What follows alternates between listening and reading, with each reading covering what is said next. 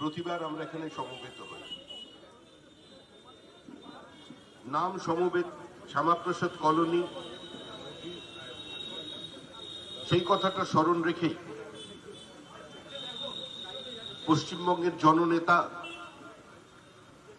রাজ্য বিজেপির নামের সঙ্গে যার নাম সমার্থক ছিল, সেই তপন শিকদার, প্রাক্তন কেন্দ্রীয় মন্ত্রী, আমাদের রাজ্য সভাপতি, এখানে এই মূর্তির প্রতিষ্ঠা করেছিলেন। আজকে কলকাতার পার্শ্ববর্তী অঞ্চলে অসংখ্য কলোনি ছড়িয়ে আছে। কলোনি শব্দের সঙ্গেই একটা হীনমন্যতা, কলোনি শব্দের সঙ্গেই একটা উপেক্ষা, কলোনির সঙ্গেই শব্দের সঙ্গেই একটা দয়া দাক্ষিণ্য সবসময় সম্পৃক্ত হয়ে থাকে।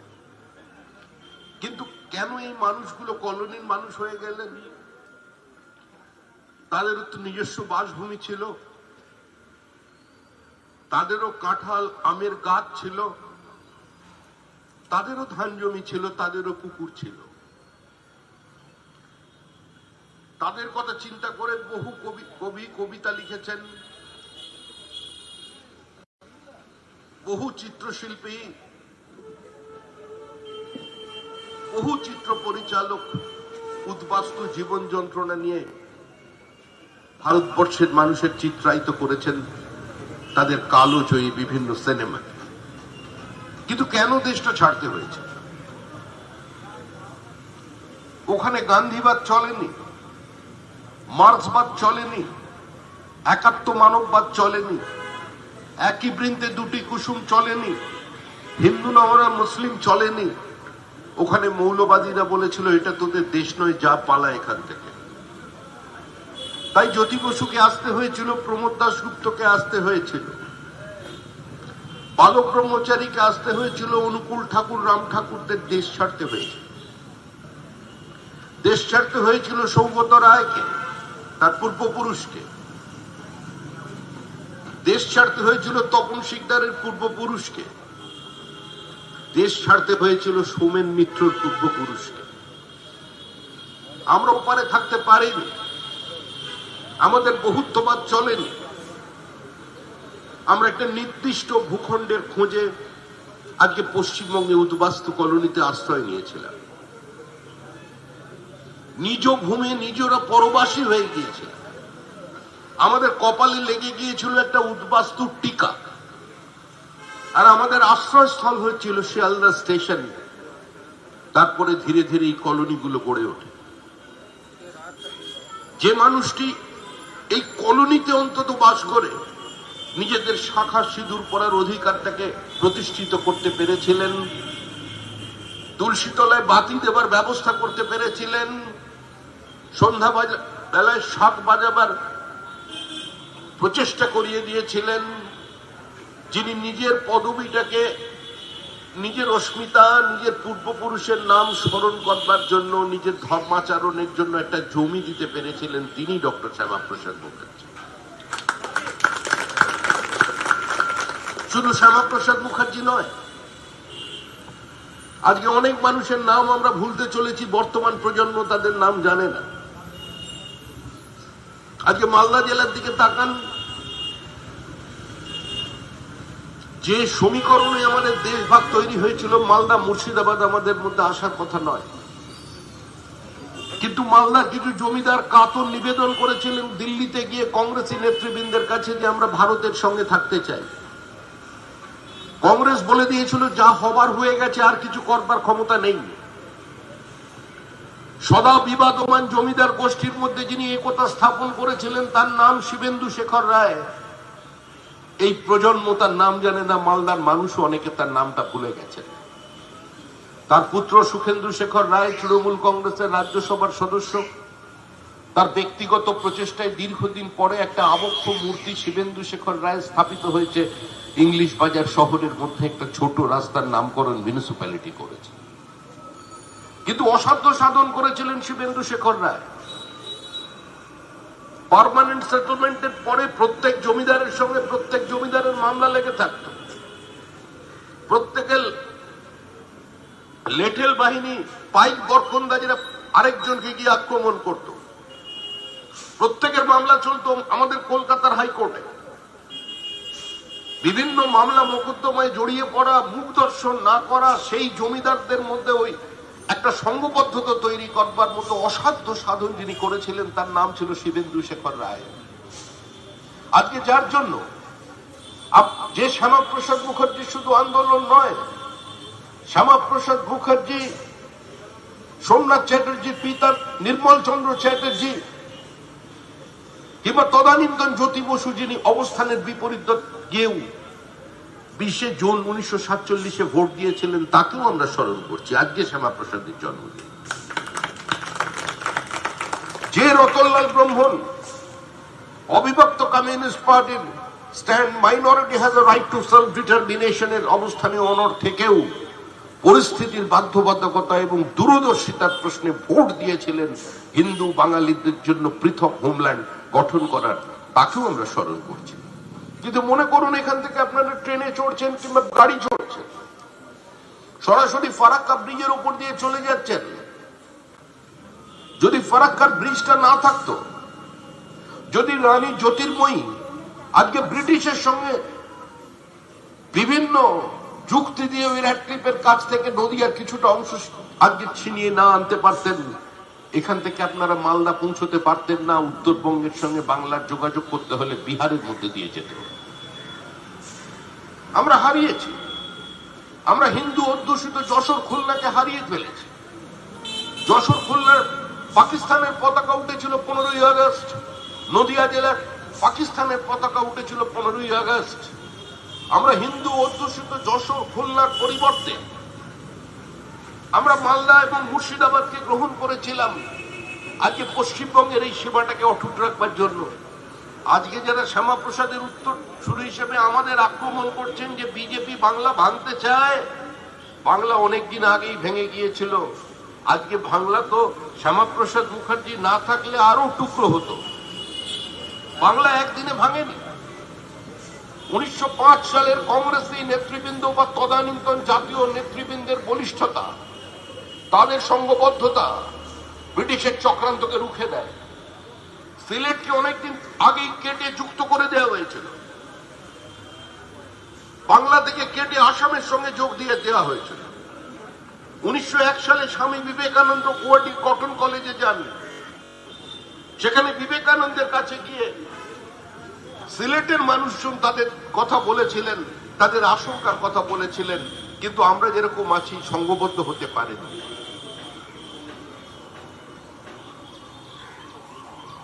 রবীন্দ্রনাথ কবিতা লিখেছিলেন,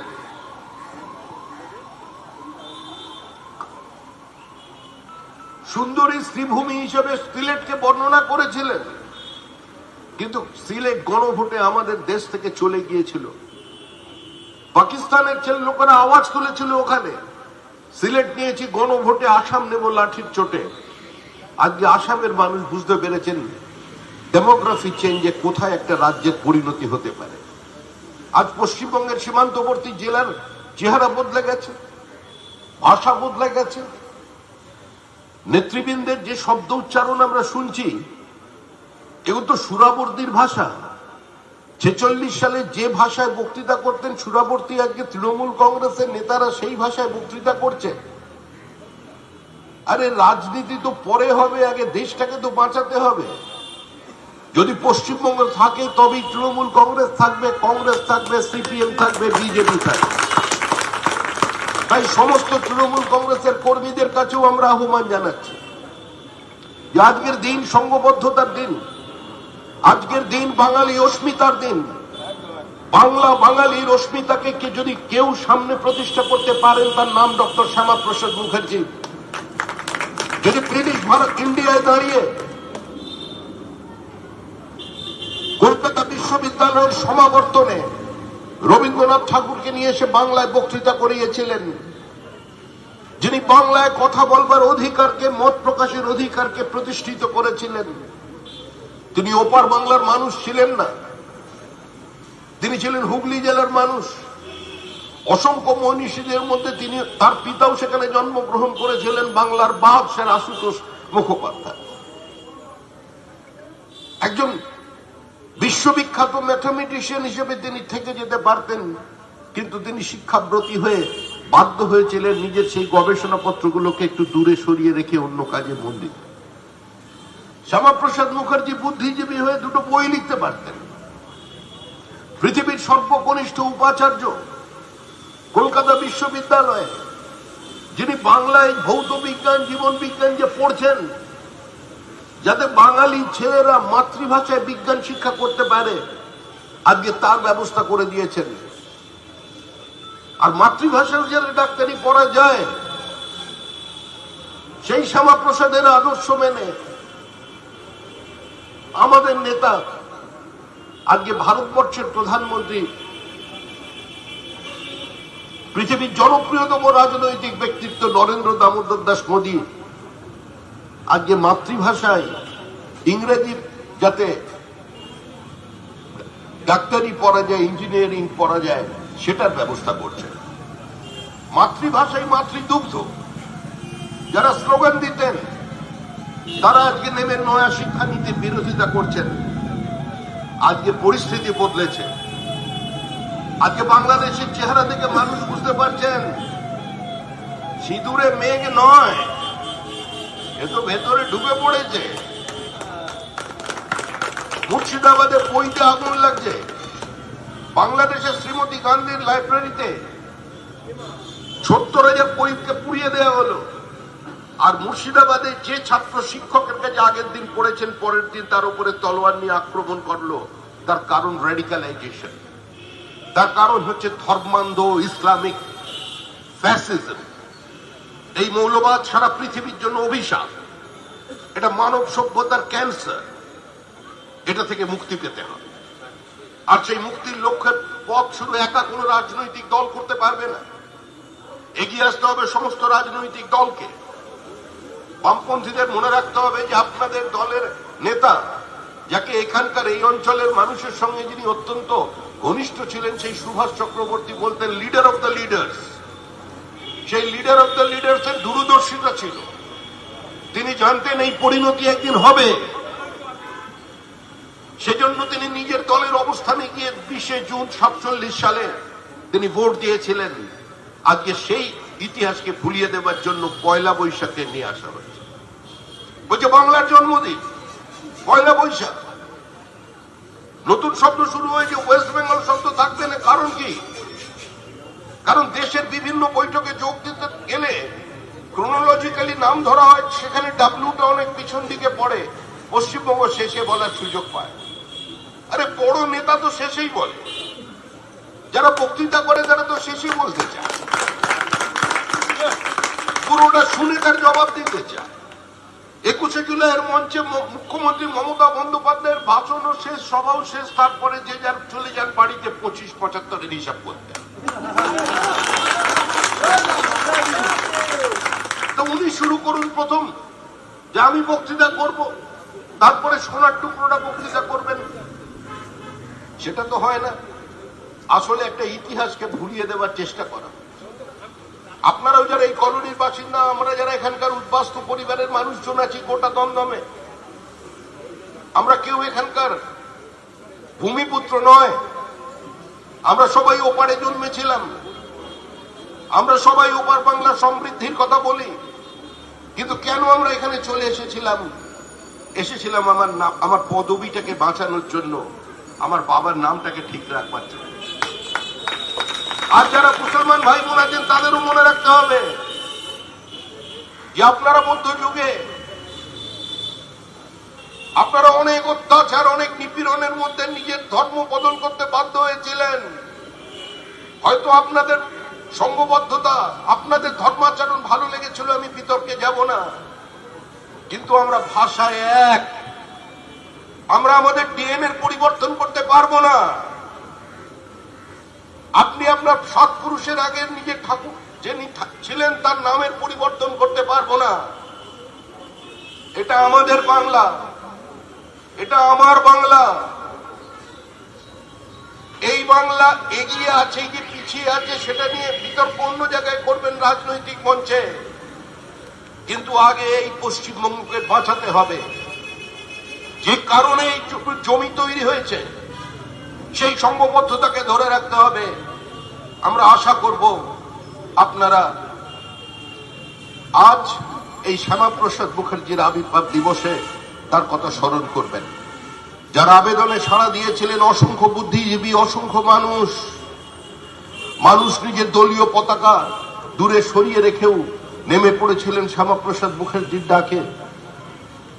আমি সেই বিধায়কদের প্রণাম জানাই যারা কংগ্রেসের হয়ে নির্বাচিত হয়েছিলেন কিন্তু শ্যামাপ্রসাদের প্রস্তাবে ভোট দিয়েছিলেন প্রত্যেক বিধায়ক। আজকের দিনে প্রণাম জানাই শ্যামাপ্রসাদের সঙ্গে সঙ্গে জ্যোতি বসু এবং রতনলাল ব্রাহ্মণকে, যারা পশ্চিমবঙ্গ তৈরি করেছিলেন। তাই এই ইতিহাসকে যারা কলঙ্কিত করতে চাইছেন তাদের বিরুদ্ধে রুখে দাঁড়াবেন। ধন্যবাদ। সবাই ভালো থাকবেন, আনন্দে থাকবেন, আর যেন কোনো কলোনিতে না উঠে যেতে হয় তার জন্য চেষ্টা করবেন। আর কোথাও জায়গা নেই, বিশ্বাস করুন। আজকে দণ্ডকারণ্যে নেই, মধ্যপ্রদেশের বেতুলে নেই, উত্তরপ্রদেশের পিলিভিটে নেই। এখানেই আমাদের বাঁচতে হবে, এক হয়ে বাঁচতে হবে। রেডিক্যালাইজেশন, মৌলবাদকে ধ্বংস করে বাঁচতে হবে। ধন্যবাদ।